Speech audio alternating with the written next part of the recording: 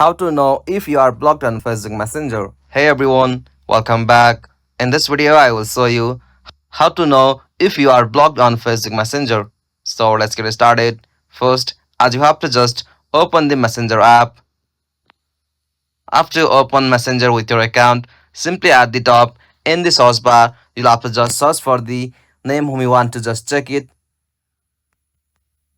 If you find them or if their profile will not show, it could be a block or they have deactivated.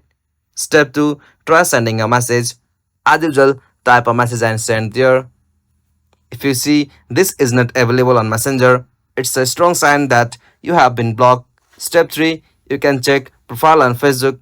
In message chat, no profile photo or last active status or seen recipients. That often means you are blocked or privacy settings are restricted. And that's it. These are the ways you can try to find out.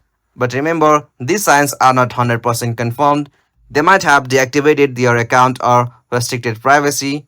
If you found this video helpful, please make sure to like and subscribe for more videos like this.